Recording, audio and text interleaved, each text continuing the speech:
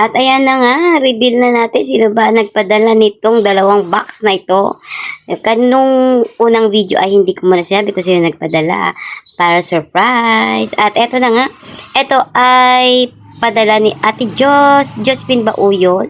Ayan, ang binili niyang pat kay Pat Mama. Ayan, dumating na siya at pinagsabay ko na kaya hindi ko muna agad ni-reveal yung isa. At hindi ko muna tinapos buksan para sabay ko silang sasabihin kung kanino galing ang ating regalo. Ayan. Ito ay kay Ate Josephine Bauyon. Please subscribe. Ate Josephine Bauyon, ang ate ko, ate natin. Ano to, noong unang dumating na yung una, dalawa siya sa isang pack. Ngayon, dumating ulit yung isa kasi tatlo yun eh.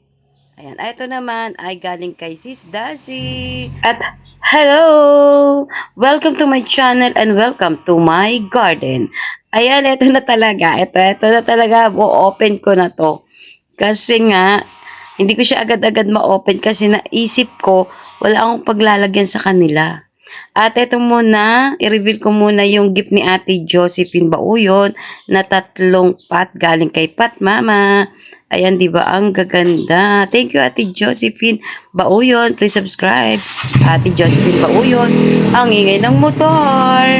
At ito rin ay kay Sis Rollies. Oy, grabe, ang ingay. Narinig nyo ba yun? Grabe. Ayan, ito ay kay Sis Rollies. At dumating na kasi yung paglalagay niya, guys. Kaya, i-open ko na siya talaga ng todo-todo. Ano na to? To the max na to. Ayan. Please subscribe, Sis Daisy. Pang ilang gift na nga ba niya ito sa akin? Mula nung yun sa tinapay, sa Gymno. Ayan. At shoutout na rin. Mag-shoutout na rin tayo.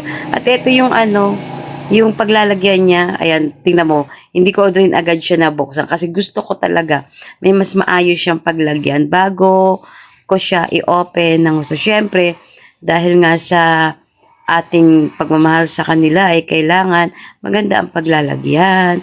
Kaya naman, ayan, pakitapos ang video para naman makita nyo kung ano ang katapusan nating video. Ayun yun. Ganun ba yun? Ayan. Shout out sa mga nagbigay ng message sa akin at sa mga nagpalipad. Maraming salamat po. Love you all.